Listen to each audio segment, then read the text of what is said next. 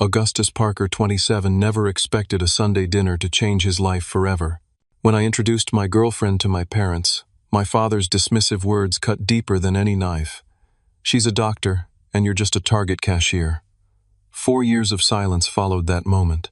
Tonight, as I park my Tesla outside their modest home, I check my portfolio one last time: 5 properties and ownership of their retirement fund. They have no idea who's coming to dinner. Before I continue, where are you watching from? Drop a like and subscribe if you've ever proven someone wrong who underestimated you. Growing up in Evergreen Heights, a middle-class suburban neighborhood just outside Minneapolis, I never felt like I quite measured up to my parents' expectations. My father, Robert Parker, worked as an accountant at a prestigious firm downtown. He wore crisp suits, carried a leather briefcase, and spoke in terms of financial stability and career advancement. My mother, Diana, taught English at the local high school, where she was known for her strict grading and high standards. Both valued education, professional success, and social status above all else. From my earliest memories, our dinner conversations revolved around academic achievements and career milestones. "Augustus, did you finish that extra credit assignment, or have you thought about which college will best position you for medical school?" They mapped out my entire life before I'd even started high school. My older sister, Amelia, thrived under this pressure. She was naturally studious, disciplined, and ambitious. By the time I was in middle school, she was already graduating with honors from Northwestern University and heading to law school. She became the golden child, the standard against which I was constantly measured and found wanting. It wasn't that I didn't try. I did well enough in school, mostly B's with some, as in subjects that interested me, but my strengths lay elsewhere. In connecting with people, understanding their needs, making them feel valued. I had a natural talent for diffusing tension with humor, for making friends across different social groups, for seeing possibilities where others saw problems. "Those aren't marketable skills, Augustus," my father would say whenever I mentioned my interest in entrepreneurship or sales. "You can't build a stable future on being likable." My mother would add, "We just want you to have options, honey. Good grades lead to good colleges, lead to good careers." I chose State University partly because it was affordable and partly because it offered a business program with an entrepreneurship track. This decision was met with thinly veiled disappointment. "State University is fine," my mother said, "but with your SAT scores you could have aimed higher." To help pay for college expenses, I took a job at Target. I started as a cashier, working evenings and weekends while taking classes during the day. I genuinely enjoyed the work. The rhythm of scanning items, the brief but meaningful interactions with customers, the satisfaction of solving problems efficiently. Within 6 months, I was recognized as Employee of the Month. My managers appreciated my reliability and positive attitude. Regular customers would wait in longer lines just to chat with me for a few minutes. I took pride in remembering their names, asking about their families, recommending products based on their previous purchases. "It's just a retail job," my father would dismiss whenever I shared these small victories. "A stepping stone, not a destination." But to me, it was more than that. It was real-world experience in understanding what people wanted, in providing service that went beyond transactions. I was learning things no textbook could teach me. I met Sophia during a busy holiday shift in December. The store was packed with last-minute shoppers. Tensions were high, and most customers were rushing through their purchases with minimal conversation. Sophia stood out immediately, a young woman with warm brown eyes and a patient smile, buying supplies for a children's hospital holiday party. Having trouble finding the child-safe scissors, I asked, noticing her frustrated expression as she approached my register. "Yes, I've been all over the store," she admitted. "We need 20 pairs for a craft project tomorrow." I called over to Miguel, a coworker who had just finished restocking that section. "Can you grab a box of the safety scissors from the back, the blue ones with the rounded tips?" When Miguel returned with the scissors, Sophia's relief was palpable. "You just saved our holiday party. 20 kids would have been very disappointed tomorrow." "Happy to help," I said, genuinely meaning it. "You work at the children's hospital." "I'm a pediatric resident there," she explained, her eyes lighting up. "First year. It's exhausting but wonderful." Our conversation continued as I scanned her items. There was an ease between us, a natural flow that made me bold enough to write my number on her receipt. "In case you need emergency craft supplies in the future," I said with a smile. To my surprise, she texted me that same night. Our first date was coffee the following week. Our second was dinner at a small Italian restaurant. By our third date, I knew Sophia was special, not because of her impressive career, but because of how she saw the world, how she treated people, how she listened when I talked about my dreams of someday running my own business. "You'd be great at that," she said without a hint of condescension. "You understand what people need before they even know it themselves." For 6 months, we built our relationship on mutual respect and genuine affection. Sophia never once made me feel lesser because I worked retail while finishing my business degree. If anything, she admired my work ethic and people skills. "I wish some of my colleagues had your emotional intelligence," she told me once. "Medicine isn't just about knowledge. It's about connecting with patients, making them feel heard." When Sophia suggested meeting my family, I hesitated. I had told her about their fixation on prestigious careers, their dismissal of my job at Target. But she insisted. "I want to know where you come from," she said. "Besides, maybe they'll see you differently through my eyes." I wanted to believe she was right. I wanted to believe my parents could see past job titles to the person I was becoming. With hope and nervousness intertwined, I scheduled a Sunday dinner that would change everything. The day of the dinner arrived with perfect spring weather that belied the storm brewing inside me. I changed outfits 3 times before settling on a button-down shirt and khakis. Not too casual, not trying too hard. Sophia wore a simple blue dress that somehow made her look both professional and approachable. "You look beautiful," I told her. As we drove to my parents' house, my knuckles white on the steering wheel. "And you look like you're heading to your own execution," she replied, placing her hand over mine. "Relax. I'll charm them, you'll see." I parked in the driveway of the colonial-style house where I'd grown up. "Just prepare yourself," I warned. "They can be judgmental without realizing it." My mother opened the door before we could ring the bell. "Augustus," she exclaimed, pulling me into a stiff hug before turning her analytical gaze to Sophia. "And you must be the doctor we've heard so little about." "Sophia Rodriguez," my girlfriend replied with a warm smile, extending her hand. "It's lovely to meet you, Mrs. Parker." "Diana, please." My mother corrected her posture, relaxing slightly at Sophia's polished manner. My father appeared in the hallway, his assessing gaze moving between us. "Robert Parker," he introduced himself, shaking Sophia's hand firmly. "Come in, dinner's almost ready." To my surprise, the initial conversation flowed smoothly. My parents asked Sophia about her medical training, her specialty, her plans for the future. She answered graciously, while repeatedly trying to include me in the conversation. "Augustus has been so supportive during my insane residency schedule," she said. "Not many people would understand the demands." My mother nodded approvingly. "Education has always been important in our family.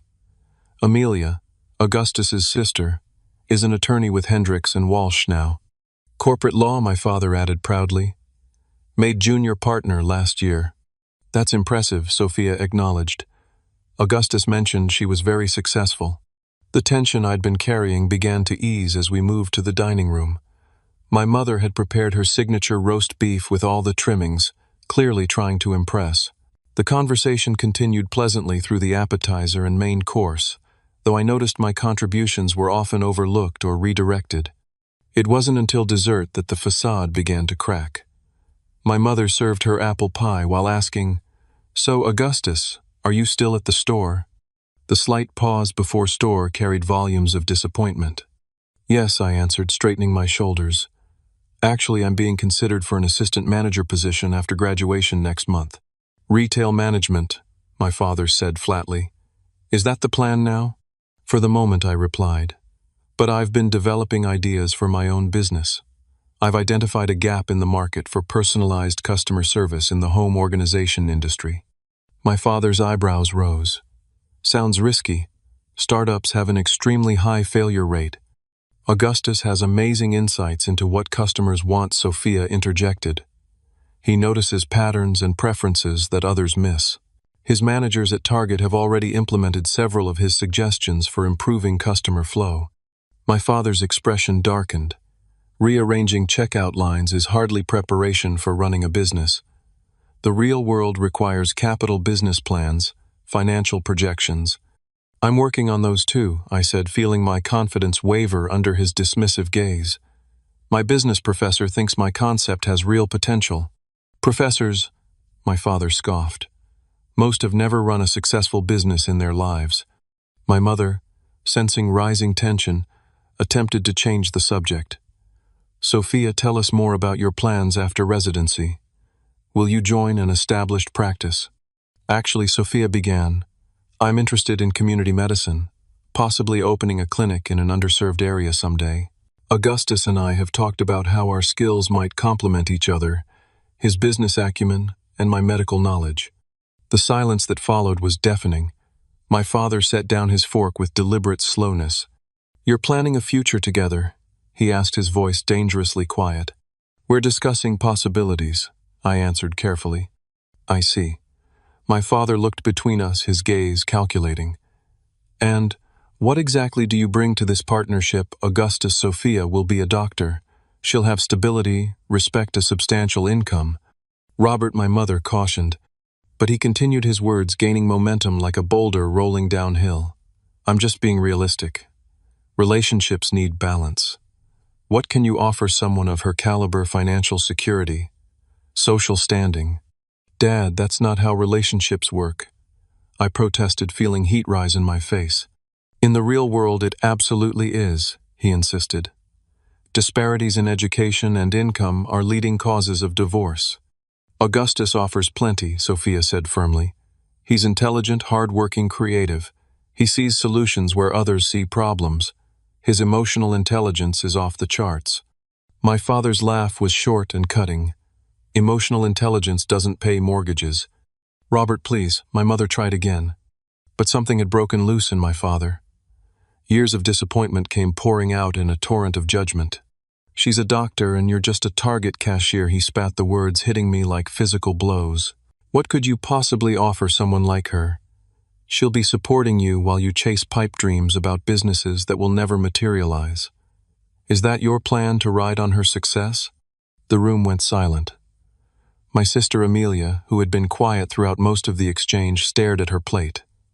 My mother covered her mouth with her hand. Sophia sat perfectly still, her face flushed with anger. I felt something crack inside me, not my heart or my confidence, but the invisible chain of approval I'd been seeking my entire life. I think we should go, I said quietly, standing up. Augustus, your father didn't mean. My mother began weakly. Yes, he did, I replied. He's been meaning it for years. Sophia stood beside me, her hand finding mine and squeezing tightly. Thank you for dinner, she said with remarkable composure. But I think it's best if we leave now. As we walked toward the door, my father called after us. You know I'm right, Augustus. You're setting yourself up for failure. I turned back one last time. No, Dad. You've got it backwards. You've been setting me up for failure my entire life by never believing in me. That ends tonight. The drive home was silent for the first 10 minutes. I gripped the steering wheel so tightly my knuckles turned white, focusing on the road to keep from breaking down. Finally, Sophia spoke. Your father is wrong. Completely, utterly wrong. Is he? I asked, hating the tremor in my voice. On paper, he's right. You're going to be a doctor. I'm a cashier with big dreams and no proof I can achieve them. Sophia turned in her seat to face me. Augustus Parker, look at me. At the next red light, I did. Your worth isn't determined by your job title or your bank account, she said fiercely. You are smart, resourceful, and determined. You see possibilities where others see limitations. Those aren't just nice qualities. They're the foundation of success. The light turned green. I drove on, her words penetrating the armor of shame my father had reinforced for years. You know what I see when I look at you, Sophia continued. I see someone who will succeed not despite starting at the bottom, but because of it. You understand what real people want and need. That's worth more than any degree or pedigree. By the time we reached her apartment, a decision had crystallized in my mind. The humiliation of that dinner would be the last time my father's opinion defined my self-worth. I would prove him wrong not with words, but with actions. I'm done, I said as I walked Sophia to her door. Done trying to earn their approval. done measuring myself by their standards. "What are you going to do?" she asked. "I'm going to build something on my own terms," I replied. "And I'm going to start by cutting contact until they can see me for who I am, not who they think I should be." Sophia searched my face. "Are you sure that's what you want?" "No," I admitted.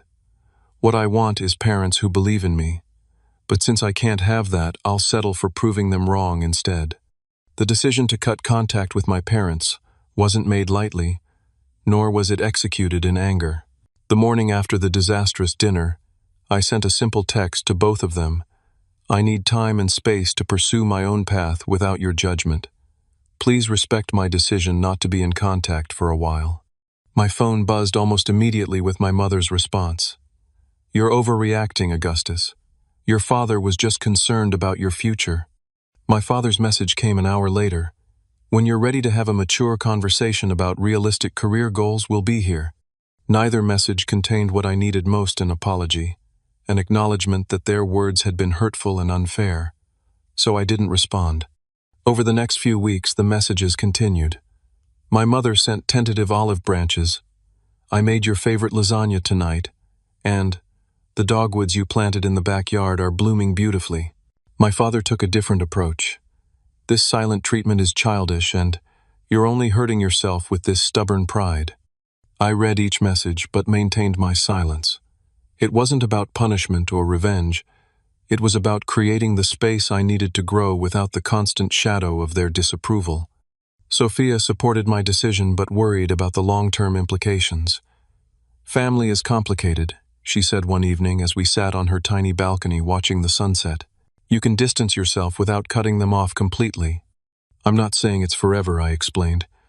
"Just until I can face them as an equal, not as their disappointing son." "You were never disappointing," she insisted. "They just couldn't see your value." That conversation sparked something in Sophia. The following weekend, she invited me to brunch with her mentor, Dr. Marcus Chen, a pediatric surgeon who had taken Sophia under his wing at the hospital. Dr. Chen turned out to be nothing like I expected. Instead of the stern academic type, he was relaxed and approachable in jeans and a casual button-down shirt. After some pleasant small talk, he leaned forward with interest. "Sophia tells me you have entrepreneurial aspirations," he said, stirring his coffee. "What field interests you?" Cautiously, I outlined my ideas about personalized home organization services. To my surprise, he nodded with genuine interest, asking insightful questions about target demographics and scaling potential. "You've given this serious thought," he observed. "But if I may offer another perspective, have you considered real estate?" "Not really," I admitted. "It seems like you need significant capital to get started." Dr. Chen smiled. "Not necessarily. I bought my first property when I was a broke medical student. A rundown duplex that the bank was practically giving away. Lived in one half, rented the other. That single decision changed my financial trajectory more than my medical degree." Over the next 2 hours, Dr. Chen shared his journey from that first duplex to a portfolio of over 20 properties. He explained concepts like leverage, cash flow appreciation, and tax advantages in clear, accessible terms. "The beauty of real estate," he said, "is that your tenants pay down your mortgage while your properties appreciate. It's one of the few investments where you can use other people's money to build your wealth." By the time we left the restaurant, my mind was buzzing with possibilities. Dr. Chen handed me his card with his personal number written on the back. "Call me if you have questions," he offered. "I'm always happy to help someone who sees the potential in themselves that others might miss." That night I couldn't sleep. I spent hours researching real estate investing, watching tutorials, reading articles. By morning I had a new direction and the beginnings of a plan. Over the next few months, I immersed myself in learning everything I could about real estate, while continuing to work at Target. I enrolled in online courses about property investment, business planning, and financial management. I attended free workshops at the local Real Estate Investment Association. I listened to podcasts during my commute and read books during my lunch breaks. Dr. Chen proved to be an invaluable mentor, meeting with me monthly to review my progress and answer questions. "Knowledge without action is useless," he reminded me. "Start small, but start." At Target, I requested additional responsibilities and made it clear to management that I was interested in advancing. My hard work paid off when I was promoted to department supervisor, which came with a modest raise. It wasn't much, but every extra dollar went into my investment fund. I cut expenses ruthlessly. I moved from my one-bedroom apartment to a shared house with 3 roommates, slashing my rent by 60%. I sold my car and bought a 10-year-old Honda with high mileage but good reliability. I learned to cook instead of ordering takeout. I canceled subscriptions, found free entertainment, and embraced a minimalist lifestyle. None of this felt like sacrifice, because every decision brought me closer to my goal. Sophia supported my frugality, often suggesting free date ideas like hiking in state parks or attending community events. During this time, the messages from my parents grew less frequent but more pointed. "Your sister just closed on a beautiful house in Edina," my mother wrote. "The firm is really rewarding her hard work." My father's messages became increasingly formal. "Your mother and I are updating our will. Please provide your current address for legal purposes." My sister Amelia called occasionally. Unlike my parents, she seemed to respect my boundaries, never pushing me to reconnect before I was ready. During one call, she hesitantly mentioned our father. "He asks about you, you know," she said, in his own way. "Has he ever said he was wrong?" I asked. Her silence was answer enough. "That's what I thought," I said, changing the subject. The holidays were the hardest. Thanksgiving, Christmas, my birthday. Each celebration highlighted the family-shaped hole in my life. Sophia invited me to join her large, boisterous family gatherings, which helped ease the loneliness. Her parents welcomed me warmly, never once asking about my job or income, only whether I was happy and treating their daughter well. The contrast between her family and mine couldn't have been starker. In their modest home filled with laughter and acceptance, I glimpsed what family could and should be. By the end of my first year of silence, I had saved almost $20,000 through aggressive saving and picking up weekend gig work. It wasn't enough to buy property in the city, but Dr. Chen connected me with a mortgage broker who specialized in working with first-time investors. "Investment properties are different from primary residences," the broker explained, "but there are programs for owner-occupants buying multifamily units. You could live in one unit and rent out the others." With Dr. Chen's guidance, I began hunting for my first property, not a fancy condo or a status symbol, but a solid investment that would generate passive income. The hunt took months of visiting rundown properties, researching neighborhoods, and analyzing potential returns. Meanwhile, life continued. Sophia completed another year of her residency. Our relationship deepened, despite the pressures of her demanding schedule and my single-minded focus on building financial independence. We supported each other's dreams without competition or comparison, a partnership model so different from what I'd observed between my parents. The silence between my family and me stretched on, but I was no longer the same person who had walked out of that Sunday dinner. With each passing month, with each small victory, I was becoming someone new, someone who defined success on his own terms. 13 months after cutting contact with my parents, I closed on my first property, a rundown duplex in a transitional neighborhood just outside the city center. The building was structurally sound but cosmetically distressed, with peeling paint, outdated fixtures, and overgrown landscaping. Most buyers wanted move-in ready homes, which meant this diamond in the rough came at a significant discount. "Congratulations, property owner," Sophia said, handing me a bottle of champagne as we stood on the cracked walkway of my new investment. I looked up at the shabby exterior and felt a surge of pride more powerful than anything I'd experienced before. "It's not much to look at yet. Neither is a patient when they first come into the ER," she replied with a smile. "But with the right care, amazing transformations happen." The duplex needed substantial cosmetic updates before I could rent out one side while living in the other. I had budgeted for professional contractors, but quickly realized my money would stretch further if I handled some renovations myself. YouTube became my instructor for basic home improvement skills. I learned to patch drywall, install vinyl flooring, and paint like a pro.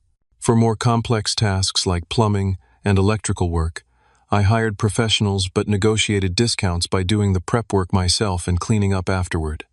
Weekdays, I worked at Target. Evenings, I attended business classes, and weekends I devoted to property renovation.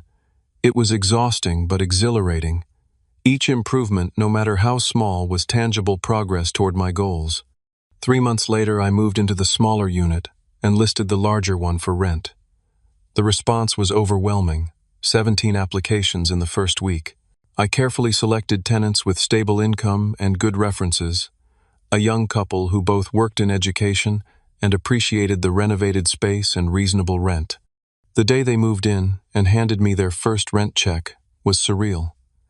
I had created value where others had seen only problems, and now that vision was generating income. The monthly rent covered about 70% of my mortgage payment, which meant I was living for a fraction of what I had paid for my previous one-bedroom apartment. My promotion to assistant manager at Target came through around the same time, bringing another modest increase in income.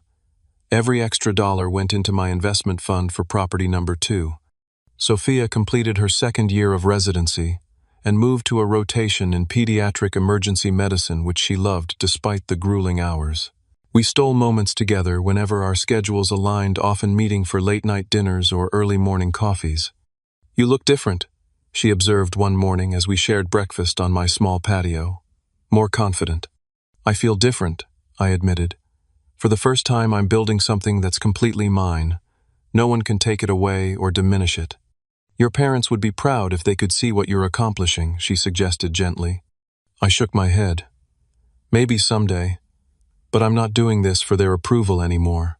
As my first tenants settled in and my renovation skills improved, I began looking for my second property. This time I had specific criteria: a distressed property with good bones, in an area with strong rental demand and appreciation potential. Dr. Chen introduced me to his network of real estate investors, who welcomed me with surprising openness. "Most people think real estate is competitive," he explained, "but successful investors know that collaboration creates more opportunities for everyone." Through this network, I learned about a foreclosure property before it hit the public market, a small 4-unit building being sold by a bank eager to get it off their books. The location was excellent near a growing commercial district, but the building needed substantial work. Using the equity in my first property as collateral, I secured financing for this larger investment. The numbers were tight, and the renovation would be more extensive than my duplex, but the potential returns were significant. This time I hired a contractor for the major structural work, but continued handling cosmetic updates myself. I developed relationships with suppliers, learning to negotiate better prices on materials. I studied landlord-tenant laws and created systems for screening applicants, handling maintenance requests, and tracking expenses for tax purposes. Within 6 months, all 4 units were renovated and rented to carefully selected tenants. The combined rental income not only covered the mortgage but generated positive cash flow each month. To money I immediately set aside for my next investment. My sister Amelia called during this period, her voice tentative. "I drive by your duplex sometimes," she admitted. "It looks amazing compared to when you bought it." "You know where I live?" I asked, surprised. "Mom and Dad don't," she quickly clarified. "But I looked up the property records after you mentioned buying a place. I hope that's okay." It was strangely touching that she had taken an interest. "It's fine. I'm not hiding, Amelia. I'm just establishing boundaries." "I understand," she said. "For what it's worth, I think what you're doing is impressive, building something on your own terms." "Thank you," I replied, genuinely moved by her support. "That means a lot." "They ask about you," she added after a pause. "Mom and Dad. They'd never admit it, but I think they miss you." "Do they ever acknowledge they were wrong?" I asked, the same question I always asked. Her hesitation told me nothing had changed. "They're from a different generation, Augustus. Success looks a certain way to them." "And it looks different to me," I replied simply. By the 18-month mark of my silence, my real estate portfolio had grown to 2 properties with 5 rental units total.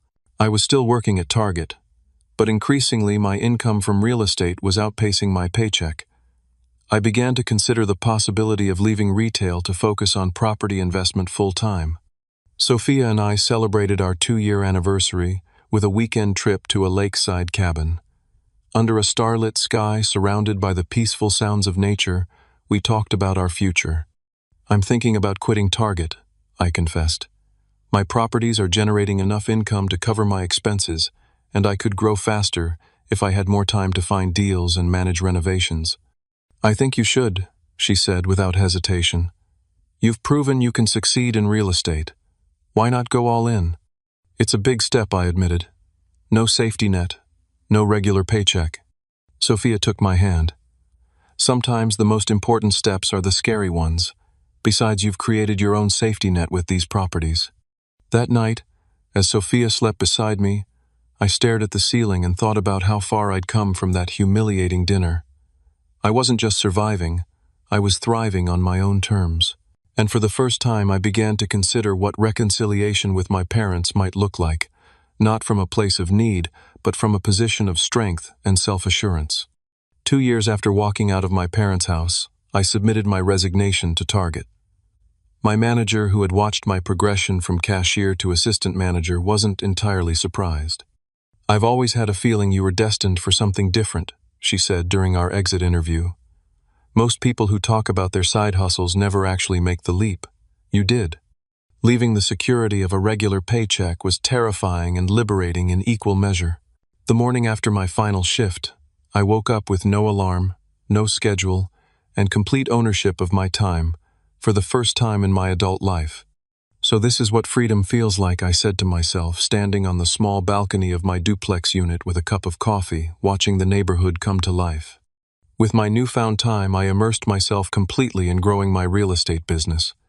I developed a systematic approach to finding undervalued properties using data analysis and market research rather than just intuition. I created spreadsheets to track potential deals, calculating cash flow projections, renovation budgets, and return on investment for each opportunity. Dr. Chen continued to mentor me, but our relationship evolved into more of a partnership as I gained experience.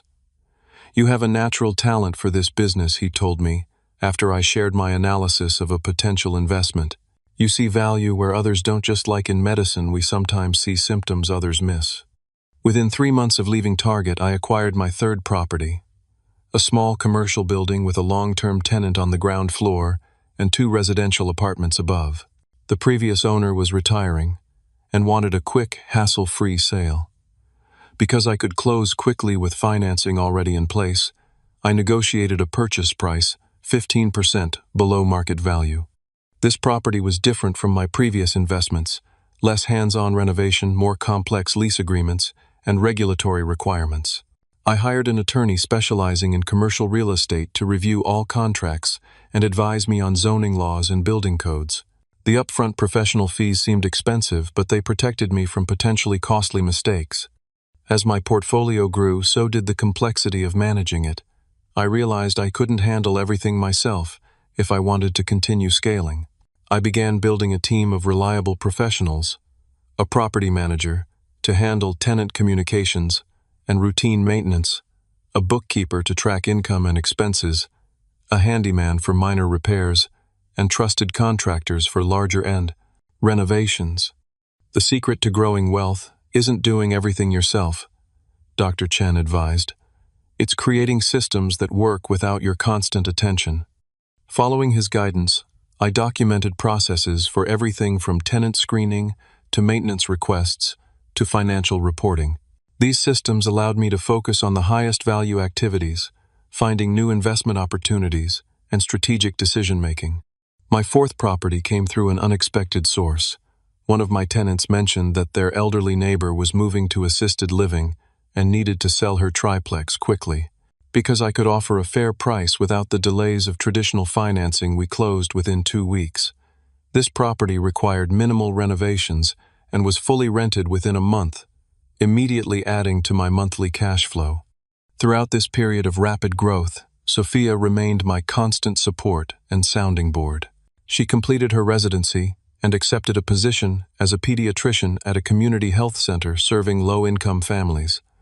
Not the highest-paying option, but the one that aligned with her values.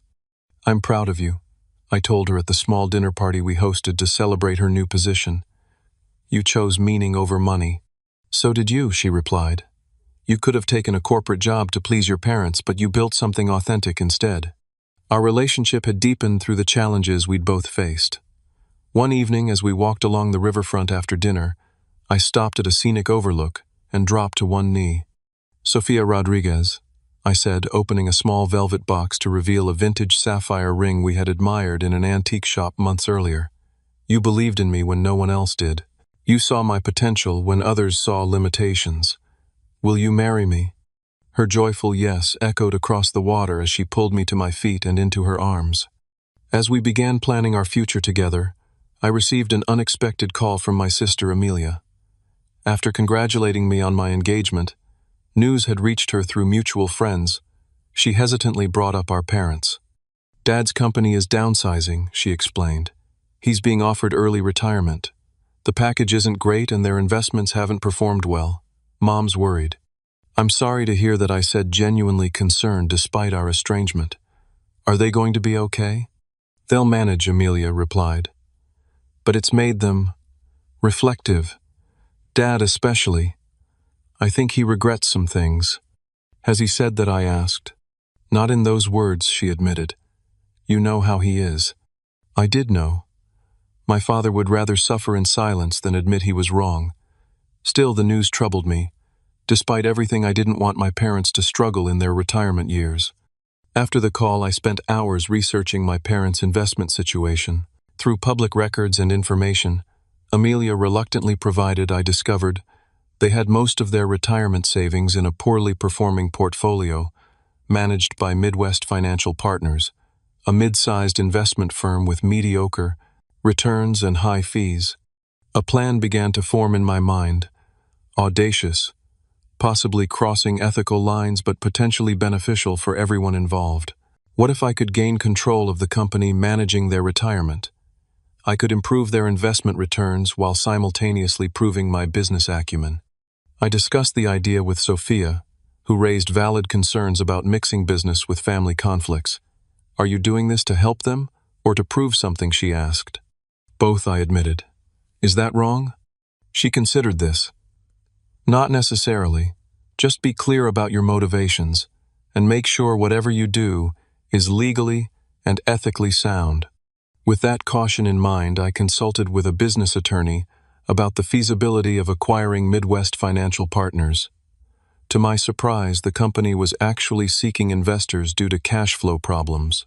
Their outdated business model and failure to adapt to changing market conditions had left them vulnerable. Through a series of careful negotiations and leveraging equity from my existing properties, I formed an investment group with Dr. Chen and two other investors from our network. Together, we created a holding company that acquired a controlling interest in Midwest Financial Partners. The acquisition was completed quietly, with minimal disruption to existing clients. From my parents' perspective, nothing had changed. Their retirement funds remained with the same company managed by the same advisors. But behind the scenes, we implemented significant improvements, reducing fees, diversifying investments, and modernizing operations. As the controlling partner, I now effectively managed my parents' retirement fund without their knowledge. The moral complexity of this situation wasn't lost on me. Was I overstepping boundaries? Possibly. But I was also protecting their financial future while respecting their choice to maintain our estrangement. During this period, I acquired my fifth property, a luxury condominium in a downtown high-rise. Unlike my previous investments, this wasn't primarily for rental income but as a future home for Sophia and me after our wedding. It was the first property I purchased that wasn't solely an investment decision but also a lifestyle choice, a symbol of how far I'd come from the target cashier my father had dismissed. As my business grew more complex, I realized I needed to address the emotional aspects of my journey as well. At Sophia's suggestion, I began working with a therapist to process the anger and resentment I still carried from that fateful dinner and the years of conditional approval that preceded it. "Success is the best revenge," my therapist observed during one session. "But revenge is a hollow motivation for a fulfilled life. What happens after you've proven your father wrong?" It was a profound question that forced me to look beyond the driving force that had propelled me for the past 3 years. Who was I building this life for? What would true healing look like? As my wedding to Sophia approached, these questions took on greater urgency. I wanted our marriage to be built on positive foundations, not reactive ambitions. I wanted any future children we might have to know their grandparents, despite our complicated history. 3 years and 10 months after walking out of my parents' house, I made the decision to end the silence. The timing wasn't random. I wanted to re-establish contact from a position of unquestionable success. With 5 properties, a controlling interest in their investment firm, and a net worth that had already surpassed my father's at his career peak, I no longer needed their validation or approval. I reached out to Amelia to arrange a dinner at our parents' house, the same setting where everything had fallen apart 4 years earlier. The symmetry felt important, a closing of one circle and the beginning of another. "They don't know about your success," Amelia warned during our planning call. "I've respected your privacy." "Good," I replied. "I want to see their genuine reaction." "What are you hoping will happen?" she asked. I considered the question carefully. I'm not looking for apologies or admissions of wrongdoing, though those would be nice. I just want them to see me, really see me, for once. As the date approached, I prepared mentally and emotionally for all possible outcomes. The worst-case scenario would be continued dismissal of my achievements and choices. The best would be genuine recognition and respect. Most likely, reality would fall somewhere in between. The night before the reunion dinner, Sophia held me close in our bed. "Remember," she whispered, "whatever happens tomorrow, it doesn't define you. You've already won by living authentically." I nodded, grateful for her unwavering support. "I know. I'm not the same person who left that dinner 4 years ago." "No," she agreed. "You're stronger, wiser, and more compassionate. Don't lose sight of that tomorrow." With those words echoing in my mind, I prepared to face my parents as the man I had become, not the disappointing son they had dismissed, but a successful entrepreneur who had defined success on his own terms. The morning of the reunion dinner dawned bright and clear, a perfect spring day much like the one 4 years earlier when everything had fallen apart. I woke early, my mind cycling through possible scenarios for the evening ahead. I made coffee and stood on the balcony of our downtown condo, looking out over the city I had slowly conquered one property at a time. From this height, I could actually see the roof of my first duplex in the distance, a humble beginning that had led to an empire of 5 properties and controlling interest in a financial firm. My phone buzzed with a text from Dr. Chen. "Whatever happens tonight, remember that your worth isn't determined by their reaction. You've built something remarkable." I smiled at his prescience. He had become more than a mentor. He was a friend who understood the complex emotions driving my journey. Sophia emerged from the bedroom in her robe, hair tousled from sleep. She wrapped her arms around me from behind and rested her chin on my shoulder. "Second thoughts?" she asked quietly. "Not about seeing them," I replied, "but about how much to reveal. Part of me wants to walk in wearing success like armor. Another part thinks that would just perpetuate the same value system I've been fighting against." She considered this. "What feels most authentic to you? Not what would impress them or prove something, but what represents the person you've become." It was the right question, as Sophia's questions often were. After reflection, I decided on a middle path. I would arrive in my Tesla, a recent purchase that represented financial success without being ostentatious, but dressed simply in jeans and a button-down shirt. I would answer questions about my career honestly, but wouldn't lead with financial details unless asked directly. Most importantly, I would bring the documentation proving my ownership stake in Midwest Financial Partners, not to gloat, but because they deserved to know who was managing their retirement funds. The day passed in a blur of final preparations and last-minute work tasks. As evening approached, Sophia helped me select an outfit that struck the right balance, professional but not showy, successful but not boastful. "You look handsome," she said, straightening my collar, "and centered. That's the most important thing." "You're not coming?" I asked, though we had discussed this already. "This first meeting should be just family," she replied gently. "We'll have plenty of time for reconnections later, assuming tonight goes well. And if it doesn't, then we continue building our life on our terms," she said simply.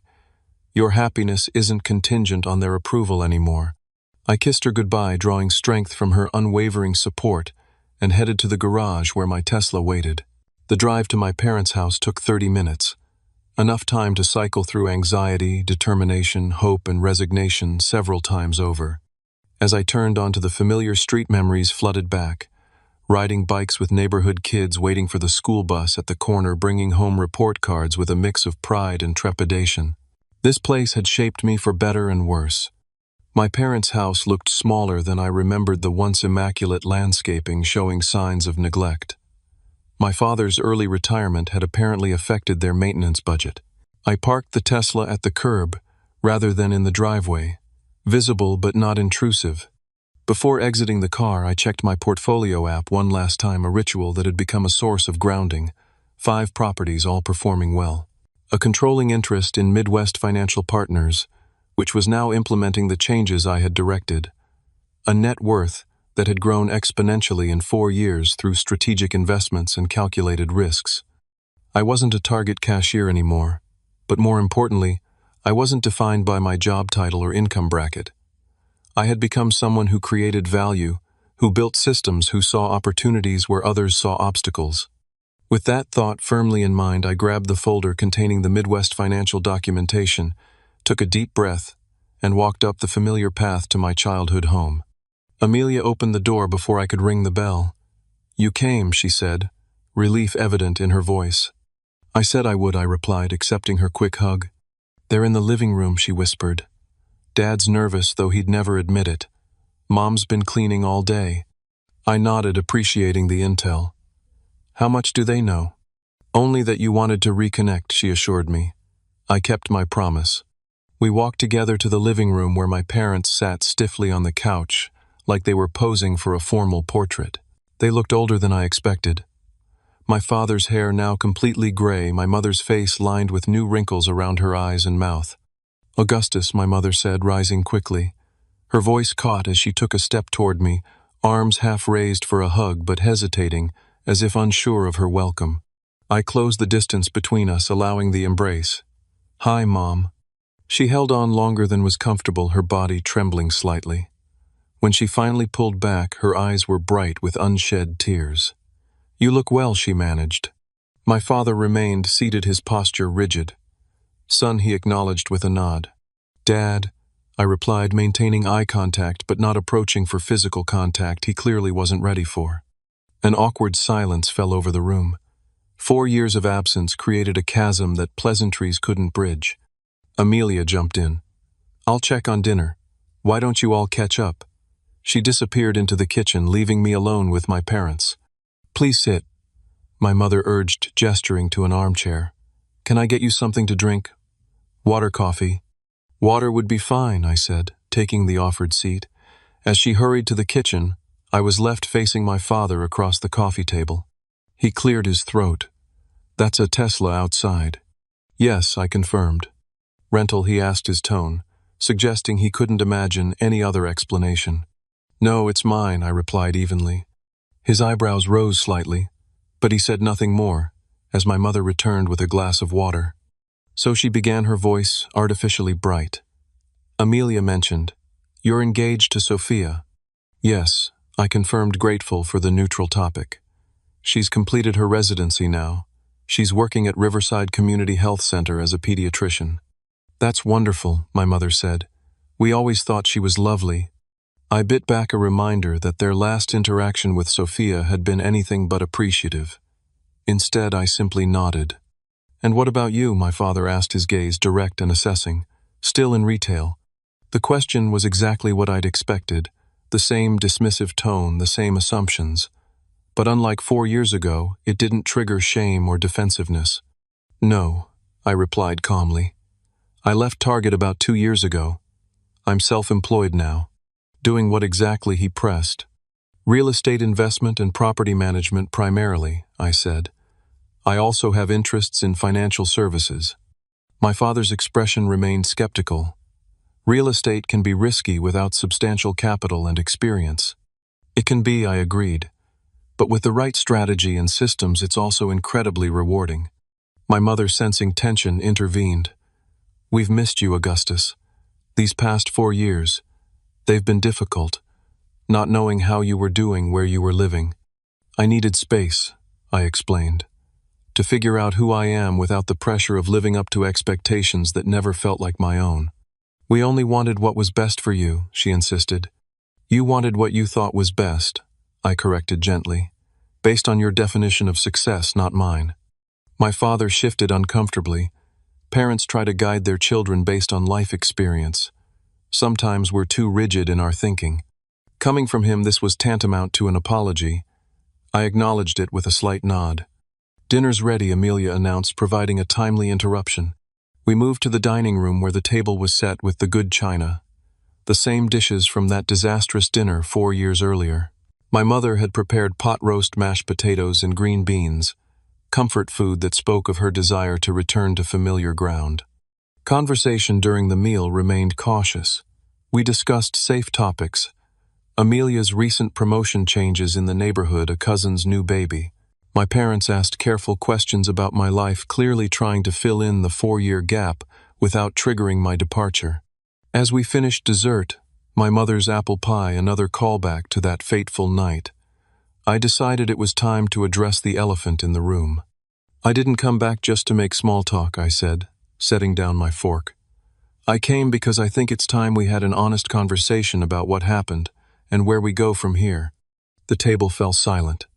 My father's jaw tightened, but he nodded for me to continue. 4 years ago, I sat at this table and was told that my value as a person was determined by my job title and income. I said, keeping my voice even, that I had nothing to offer someone like Sophia because I was just a target cashier.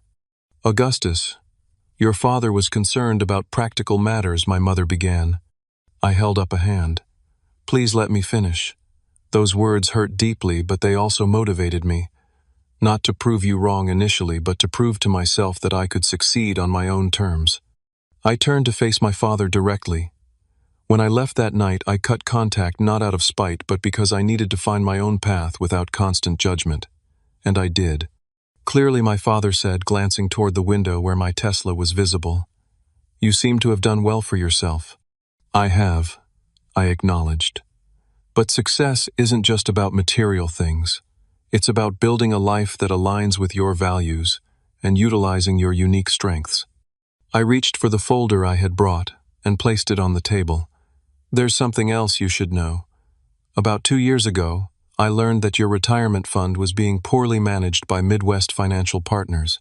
High fees, underperforming investments, outdated strategies." My father's expression sharpened. "How would you know about our investments?" "Because I researched them," I replied. And then I did something about it. I opened the folder and slid several documents across the table. My investment group acquired a controlling interest in Midwest Financial Partners 18 months ago. We've been implementing changes to improve returns and reduce fees for all clients, including you. My father stared at the document's confusion, giving way to disbelief as he processed what I was saying. "You own the company that manages our retirement." 60% of it, yes, I confirmed. "Your monthly statements have shown improved performance. I imagine, though, you wouldn't have known why." My mother looked between us, clearly struggling to reconcile the son who had left 4 years ago with the businessman sitting before her now. "But how? When did you learn about investments and business acquisitions?" "I learned by doing," I explained. "By finding mentors who believed in me. By recognizing that my people skills and problem-solving abilities were actually valuable business assets, not just nice personal qualities." I returned my attention to my father. "I didn't buy the company to control your finances or as some form of revenge. I did it because I saw a problem I could fix, a business I could improve, and yes, a way to protect your retirement even if we never spoke again." The silence that followed was profound. My father stared at the documents, his hands slightly trembling. Whether from shock or emotion, I couldn't tell. Finally, he looked up, his eyes meeting mine with an expression I had never seen before. Not approval or pride, but something more valuable: respect. "I underestimated you," he said quietly. "Completely and thoroughly underestimated you." It wasn't an apology, not exactly. But from my father, it was an extraordinary admission. "Yes," I agreed simply. "You did." My father's admission hung in the air between us, a moment of truth that couldn't be taken back or dismissed. For perhaps the first time in our relationship, he was seeing me clearly, not as a disappointing son who had failed to follow his prescribed path, but as a capable adult who had forged his own successful way in the world. These returns, he said, examining the financial statements more closely, they're significantly better than what we were seeing before. We implemented modern investment strategies and cut unnecessary fees, I explained. The previous management was stuck in outdated methods that weren't serving clients well. My mother reached across the table to touch my hand. Augustus, I don't understand all of this financial talk, but it sounds like you've become quite successful. I have 5 properties now, I said, allowing myself a moment of straightforward pride. The duplex was just the beginning. Each investment created equity and cash flow that funded the next. It's not just about owning real estate, it's about creating systems that generate passive income. 5 properties, my father repeated, struggling to reconcile this reality with his perception of me. And you learned all this while working at Target. I learned by seeking out knowledge and mentors instead of waiting for approval, I replied. Dr. Chen, Sophia's mentor, took me under his wing. He showed me that real estate could be a path to financial independence. From there I studied networked and took calculated risks. My sister Amelia, who had been quietly observing this exchange, finally spoke up. I've seen his properties, Dad. They're impressive. Augustus has a talent for seeing potential where others don't. My father nodded slowly, processing this information. And this is what you meant by being self-employed, managing these properties. That and other investments I confirmed. My time is my own now. I can focus on opportunities that align with my values and strengths. Like buying our investment firm, my father said, a hint of his old skepticism returning. That was a business decision that happened to have personal implications, I clarified. The firm was underperforming and undervalued. We saw an opportunity to improve operations and returns for all clients. My father studied my face, searching for signs of vindictiveness or triumph. Finding none, his expression softened almost imperceptibly. It must have been satisfying, he said, knowing you controlled our financial future after what I said to you. I considered deflecting with a joke or platitude, but decided honesty was more important. There was a certain symmetry to it, I admitted. But it wasn't about revenge. It was about proving something to myself, not to you. My mother, who had been unusually quiet, suddenly stood up with tears streaming down her face. I'm so sorry, Augustus. We should have supported your choices. We should have seen your potential. Mom, it's okay. I began, uncomfortable with her display of emotion. No, it's not, she insisted. Your father and I were wrong. We were so focused on traditional paths to success that we couldn't see you were creating your own. My father cleared his throat, clearly struggling with his own emotions. Your mother's right, he said gruffly. I was wrong about you, son. Completely wrong. The admission I had once desperately wanted now felt almost unnecessary. I didn't need their validation anymore. I had proven my worth to myself. Still hearing those words lifted a weight I hadn't realized I was still carrying. Thank you for saying that, I replied simply. But why come back now? My father asked. Why not earlier? Or never? It was a fair question. I needed to be sure I was reconnecting from a position of strength, not need, I explained. And honestly, I needed time to work through my own anger and resentment. Are you still angry? My mother asked hesitantly. No, I realized, somewhat surprised by the truth of it. Not anymore. The past 4 years have been about building something positive, not dwelling on negative emotions. And you've built something remarkable, Amelia said, with genuine admiration, not just financially, but personally. You seem centered in a way you never were before. I smiled at my sister's perceptiveness. That's largely thanks to Sophia. And therapy, I added, watching my father's eyebrows rise at the mention of mental health support. Processing what happened that night, and throughout my childhood, was essential to moving forward. My father shifted uncomfortably but nodded. I suppose we all have blind spots when it comes to how we affect others.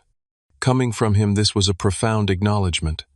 I have something else to show you, I said, pulling out my phone and opening my photo gallery. I passed it to my mother, displaying pictures of the various properties I had acquired and renovated. Oh my, she exclaimed, swiping through the images. These are beautiful, Augustus. You did all this yourself.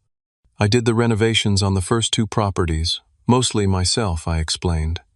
As the business grew, I built a team of contractors and property managers. That's another lesson I learned. Success isn't about doing everything yourself. It's about creating systems and finding the right people. My mother passed the phone to my father, who examined each photo with careful attention. "You have a good eye," he admitted. "These improvements add significant value."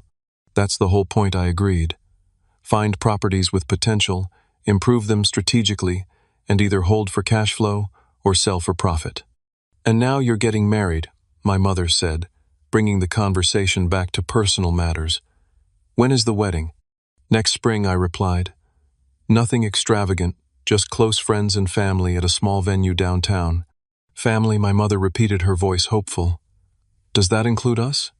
The question hung in the air, representing so much more than a wedding invitation. It was about whether I was willing to rebuild our relationship to allow them back into my life after 4 years of silence. "I'd like it to," I said honestly, "but things need to be different. I'm not the same person who left that night, and our relationship can't be the same either." "What do you need from us?" my father asked, surprising me with his directness. "Respect," I replied without hesitation. Not approval or agreement with all my choices, but basic respect for my autonomy and abilities. He nodded slowly. "I think you've more than earned that." My mother wiped away fresh tears. "We've missed so much of your life, Augustus. Your first property, your business growth, your engagement. I don't want to miss any more." "Neither do I admitted. "Despite everything, you're still my parents. I'd like Sophia and I to have you in our lives and someday in our children's lives." "Grandchildren," my mother whispered, a smile breaking through her tears. Eventually, I clarified. "We're focusing on our careers first." My father, who had been examining the investment documents again, looked up with an expression of genuine curiosity. "I'd like to understand more about how you built all this." "Not to judge," he added quickly, "but to learn. Clearly your approach has merit I failed to recognize." It was perhaps the most meaningful olive branch he could have offered, an acknowledgement that he had something to learn from me, a reversal of our previous dynamic. "I'd be happy to explain," I said. "Maybe we could meet for lunch next week. There's a restaurant near my downtown property I think you'd enjoy." I'd like that he agreed. As the evening drew to a close, I felt a sense of completion that had nothing to do with proving my father wrong, and everything to do with personal growth. The journey from target cashier to successful investor hadn't been about revenge or validation. It had been about discovering my own definition of success. Standing on my parents' porch as we said our goodbyes, my father awkwardly extended his hand. I took it, then pulled him into a brief hug instead. "I'm proud of you, son," he said gruffly as we separated. "Not because of the Tesla or the properties, but because you had the courage to forge your own path." "Thank you," I replied, recognizing the significance of words I had once desperately craved. "That means a lot, even if I no longer need to hear it." As I drove home to Sophia, who was waiting eagerly to hear how the evening had gone, I reflected on the lessons of the past 4 years. Success isn't measured by job titles or income brackets, but by living authentically and utilizing your unique strengths. Validation from others is fleeting. Self-belief is enduring. And sometimes, the greatest act of self-respect is walking away from toxic situations until you can return on your own terms. Most importantly, I had learned that true wealth isn't counted in properties or bank balances, but in personal growth, meaningful relationships, and the freedom to define success for yourself. 4 years ago, I left my parents' home as just a target cashier in their eyes. Tonight, I returned as a successful investor and businessman by any measure. But the real transformation wasn't in my financial status. It was in recognizing that my worth had never been determined by either role. As I pull into the garage of our downtown condo, I can't help but smile at the journey life has taken me on. From being looked down upon as just a cashier to building a real estate empire and securing my parents' retirement, I've come full circle. What's your story of proving someone wrong who underestimated you? Drop it in the comments below, and don't forget to like, subscribe, and share this video if my journey resonated with you. Remember, success is the best response to those who doubt you, but healing comes from within. Thank you for listening, and I hope my story inspires you to create your own path to success, however you define it.